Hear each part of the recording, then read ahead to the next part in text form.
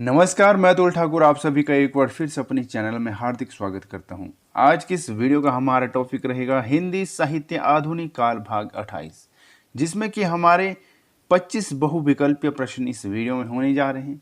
प्रश्न है जैसे कि प्रगतिवाद को वर्ग संघर्ष की प्रेरणा किससे मिली है? हिंदी में प्रगतिवाद का आरंभ कब से हुआ है? वसंती हवा कविता के रचयिता कौन है? प्रगतिशील लेखक संघ का प्रथम अधिवेशन किस शहर में हुआ था? यात्री नाम से भी कविताएं लिखने वाला रचनाकार कौन है? और हिंदी में सानेट का प्रयोग सर्वप्रथम किसने किया? इस तरह के तमाम 25 बहुविकल्पीय प्रश्न इस वीडियो में होने जा रहे हैं। तो चलिए शुरू करते हैं आज की इस वीडियो को। हिंदी साहित्य आधुनिक काल भाग 28। आज की इस वीडियो का पहला प्रश्न स्क्रीन पर दिया गया है। प्रश्न है, प्रगतिवादी काव्य के विषय में कौन सा कथन गलत है? गलत कथन बताना है। तो इसका उत्तर होगा विकल्प नंबर सी, यानी कि इसमें धार्मिक भावनाओं का विशेष आदर है। ये जो है गलत कथन है। इसके अलावा सही कथन कौन कौन से हैं? प्रगतिवाद काव्य के विषय में जो सही कथन है वे है ए, बी और डी। ए कौन सा है? इस पर द्वंद्वात्मक भौतिकवाद का प्रभाव है, इसमें शोषितों के प्रति सहानुभूति है, और इसमें क्या है? शोषण मुक्त लोकतंत्र पर प्रहार किया गया है। ये तीनों सही है, ए, बी और सी, और ए, बी और डी। और जो सी है ये जो है गलत है। प्रश्न क्या पूछा गया है? प्रगतिवाद काव्य के विषय में कौन सा कथन गलत है? तो गलत कथन होगा विकल्प नंबर सी। अगला प्रश्न है प्रश्न नंबर 2। किस प्रगतिवादी कवि ने सीता पर खंड काव्य रचना की? विकल्प है त्रिलोचन, केदारनाथ अग्रवाल, शिव मंगल सिंह सुमन, नागार्जुन या फिर शमशेर बहादुर सिंह। क्या होगा इसका उत्तर? तो इस प्रश्न का उत्तर होगा विकल्प नंबर, कौन सा रहेगा इसमें? विकल्प नंबर डी जो है इसका सही उत्तर होगा। नागार्जुन इसका सही उत्तर होगा। किस प्रगतिवादी कवि ने सीता पर खंड काव्य रचना की? तो की है नागार्जुन जी ने। अगला प्रश्न है प्रश्न नंबर 3। स्थापना ए और स्थापना आर दिया गया है इसमें, तर्क आर। तो स्थापना ए प्रगतिवाद की मूल स्थापना सैद्धांतिक रूप से प्रगतिशील थी। तर्क आर क्या बोलता है? क्योंकि उसका लक्ष्य भौतिक यथार्थवाद के आधार पर निर्मित मूल्य को प्रतिष्ठित करना था। तो विकल्प दिए गए हैं ए, बी, सी या फिर डी। क्या होगा इसका उत्तर?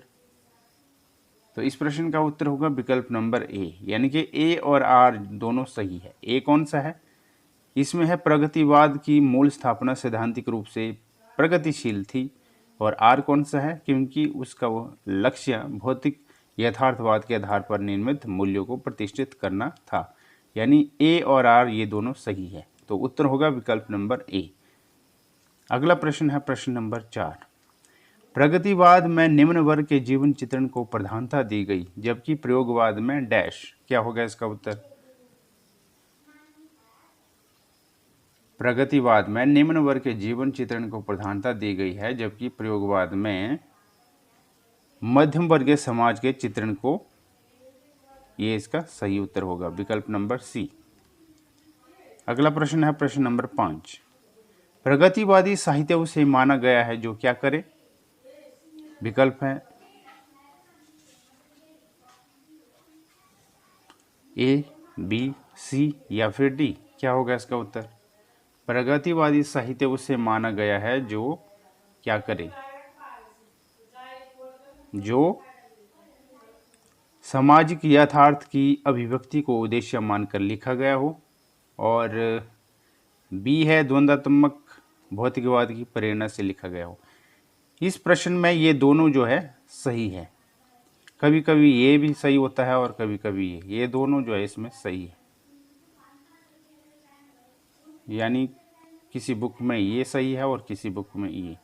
तो इसमें थोड़ा सा इस क्वेश्चन में जो है ये हम दोनों को जो है इसका आंसर बताते हैं। अगला प्रश्न है प्रश्न नंबर 6। निम्नलिखित में से कौन सी नागार्जुन की रचना नहीं है? विकल्प है हजार हजार बाहों वाली, पुरानी जूतियों का कोरस, खिचड़ी विप्लव देखा हमने, फूल नहीं रंग बोलते हैं। क्या होगा इसका उत्तर? तो इस प्रश्न का सही उत्तर होगा विकल्प नंबर डी, फूल नहीं रंग बोलते हैं। कौन सी नागार्जुन की रचना नहीं है? तो फूल नहीं रंग बोलते हैं, ये नागार्जुन की रचना नहीं है। इसके अलावा हजार हजार बाहुबली ये नागार्जुन की रचना है। पुरानी जूतियों का कोरस और खिचड़ी विप्लव देखा हमने, ये तीनों ए बी सी नागार्जुन की रचनाएं हैं, और जो नहीं है वह है विकल्प नंबर डी। और प्रश्न पूछा गया है नागार्जुन की रचना कौन सी नहीं है, तो इसका उत्तर होगा विकल्प नंबर डी। अगला प्रश्न है प्रश्न नंबर 7, प्रगतिशील लेखक संघ का प्रथम अधिवेशन किस सन में हुआ था? विकल्प है 1929 में, 1936 में, 1926 में या फिर 1943 में। प्रगतिशील लेखक संघ का अधिवेशन जो हुआ था वह हुआ था 1936 में, सन 1936, बी सही उत्तर होगा। अगला प्रश्न है प्रश्न नंबर 8, मनोरंजन के कई और साधन निकल आएंगे तभी व्यभिचार घटेगा, यह कथन किसका है? दिनकर का, नागार्जुन का, बेचन शर्मा उग्र का या फिर अगेय का? मनोरंजन के कई और साधन निकल आएंगे तभी व्यभिचार घटेगा, यह कथन जो है वह है नागार्जुन जी का। अगला प्रश्न है प्रश्न नंबर 9, कौन सा कवि प्रगतिवाद से संबंधित नहीं है? कौन सा कवि प्रगतिवाद से संबंधित नहीं है? तो उत्तर होगा इसका हरिओद जो है प्रगतिवाद से संबंधित नहीं है। इसके अलावा कौन कौन से संबंधित है प्रगतिवाद से? तो वो रहेंगे केदारनाथ अग्रवाल, त्रिलोचन शास्त्री और नागार्जुन, और जो नहीं है वह रहेंगे हरिओद जी, भी सही उत्तर होगा। अगला प्रश्न है प्रश्न नंबर 10, प्रगतिवाद को वर्ग संघर्ष की प्रेरणा मिली है, किससे मिली है वर्ग संघर्ष की प्रेरणा प्रगतिवाद को?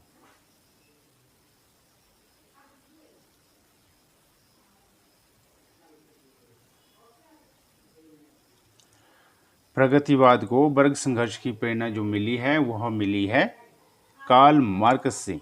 क्या होगा इसका उत्तर? कार्ल मार्क्स से। कार्ल मार्क्स, सी सही उत्तर होगा।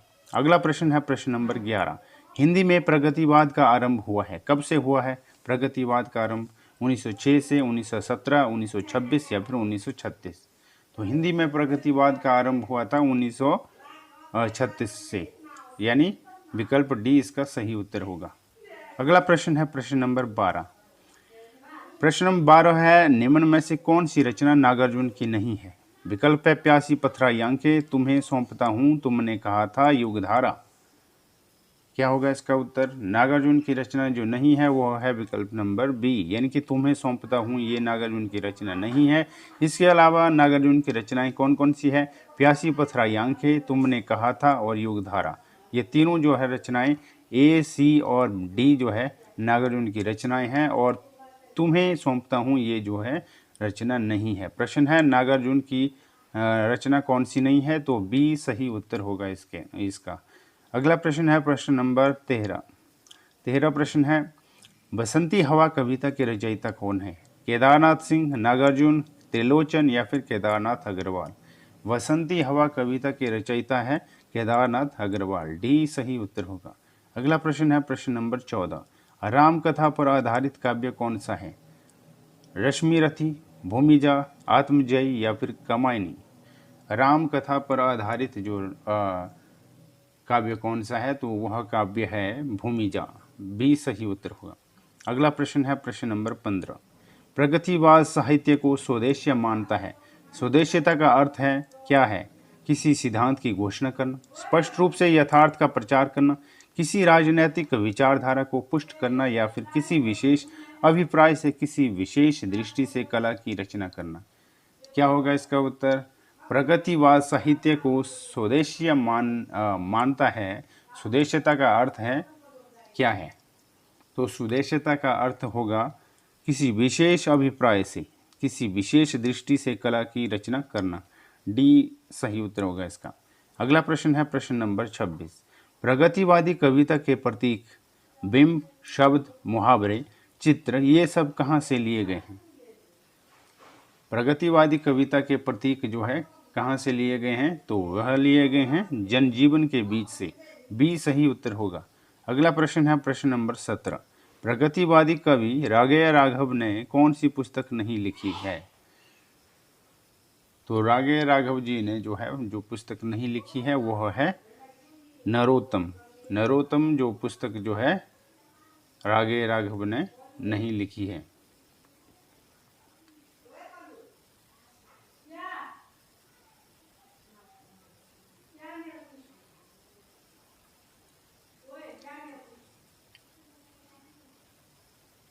प्रगतिवादी कवि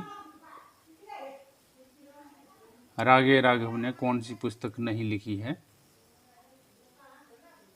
तो इसका उत्तर होगा विकल्प नंबर डी, यानी नरोत्तम नहीं लिखी है। इसके अलावा जो है रागे राघव ने कौन कौन सी पुस्तक लिखी है? अजय खंडर, मेधावी और पंचाली, यानी ए, बी और सी ये तीनों लिखी है, और जो नहीं लिखी है वो है विकल्प नंबर डी। अगला प्रश्न है प्रश्न नंबर 18। प्रमुख 3 प्रगतिवादी कवियों के नाम लिखिए। कौन कौन से हैं प्रगतिवादी 3 जो है कवि? तो उत्तर है इसका विकल्प नंबर डी, यानी रामविलास शर्मा, नागार्जुन और त्रिलोचन। 3 जो प्रगतिवादी कवि कौन कौन से हैं? रामविलास शर्मा, नागार्जुन और त्रिलोचन। डी सही उत्तर होगा। अगला प्रश्न है प्रश्न नंबर 19। प्रगतिवादी कवि केदारनाथ अग्रवाल की किन्हीं 2 कविताओं के शीर्षक लिखिए। कौन कौन से होंगे शीर्षक? तो इसका उत्तर होगा मांझी ना बजाओ वंशी, बसंती हवा। बी सही उत्तर होगा। अगला प्रश्न है प्रश्न नंबर 20। प्रगतिवादी लेखक संघ का प्रथम अधिवेशन किस शहर में हुआ था? इलाहाबाद में, पटना में, भोपाल में या फिर लखनऊ में? क्या होगा इसका उत्तर? प्रगतिवादी लेखक संघ का प्रथम अधिवेशन जो हुआ था वह हुआ था लखनऊ में। डी सही उत्तर होगा। अगला प्रश्न है प्रश्न नंबर 21। यात्री नाम से भी कविताएं लिखने वाला रचनाकार है, कौन सा है? नागार्जुन है, गिरिधर गिरिजा कुमार माथुर है, रघुवीर सहाय है या फिर केदारनाथ अग्रवाल है? यात्री नाम से कविताएं लिखने वाला रचनाकार जो है वह रहेंगे नागार्जुन जी। ए सही उत्तर होगा। अगला प्रश्न है प्रश्न नंबर 22। हिंदी में सानेट का प्रयोग सर्वप्रथम किसने किया? वेरी इंपॉर्टेंट क्वेश्चन है। विकल्प है शिवमंगल सिंह सुमन, त्रिलोचन शास्त्री, शमशेर बहादुर सिंह या फिर केदारनाथ अग्रवाल। हिंदी में सानेट का प्रयोग जो करने वाले हैं सर्वप्रथम वह है त्रिलोचन शास्त्री। वी सही उत्तर होगा। अगला प्रश्न है प्रश्न नंबर 23। प्रगतिशील लेखक संघ के प्रथम अधिवेशन के अध्यक्ष कौन थे? प्रगतिशील लेखक संघ के प्रथम अधिवेशन कौन थे? विकल्प है शहजाद जहीर, प्रेमचंद, शिवदान सिंह चौहान या फिर मुल्क राज आनंद। तो उत्तर होगा इसका प्रेमचंद जी। प्रगतिशील लेखक संघ के प्रथम अधिवेशन के अध्यक्ष थे प्रेमचंद। प्रेमचंद यानी मुंशी प्रेमचंद। अगला प्रश्न है प्रश्न नंबर 24। आज के इस वीडियो का सेकंड लास्ट प्रश्न रहता है प्रश्न नंबर 24। नागार्जुन की निम्नलिखित रचनाओं में से कौन सी खड़ी बोली हिंदी में नहीं लिखी गई? विकल्प है भस्माकुर, पत्रहीन नगन गाछ, युगधारा या फिर सतरंगे पंखों वाली। तो इसका उत्तर होगा पत्रहीन नगन गाछ। नागार्जुन की रचनाओं में से कौन सी खड़ी बोली हिंदी में नहीं लिखी? तो पत्रहीन नगन गाछ जो है खड़ी बोली में नहीं लिखी गई। इसके अलावा खड़ी बोली में कौन कौन सी लिखी गई है? भस्माकुर, युगधारा और सतरंगी पंखों वाली। ए, सी और डी। और जो नहीं लिखी गई वह है विकल्प नंबर बी, पत्रहीन नगन गाछ। अगला प्रश्न है आज की इस वीडियो का आखिरी प्रश्न। तुम्हारी यह दंतुरित मुस्कान मृतक में भी डाल देगी जान। उपयुक्त काव्य पंक्ति किसकी है? सुभद्रा कुमारी चौहान, हरिवंश राय बच्चन, नागार्जुन या फिर त्रिलोचन। तुम्हारी यह दंतुरित मुस्कान मृतक में भी डाल देगी जान। उपयुक्त काव्य पंक्तियां जो है वह है नागार्जुन जी की। सी सही उत्तर होगा। तो आज की इस वीडियो में हमने किया हिंदी साहित्य आधुनिक काल भाग 28, जिसमें कि हमारे 25 बहुविकल्पीय प्रश्न थे, जो कि हमारा आज कंप्लीट होता हुआ आधुनिक काल भाग 28। अब मिलेंगे हम नेक्स्ट पार्ट में, जो कि हमारा रहेगा आधुनिक काल भाग 29, जो कि हमारी आने वाली नेक्स्ट वीडियो।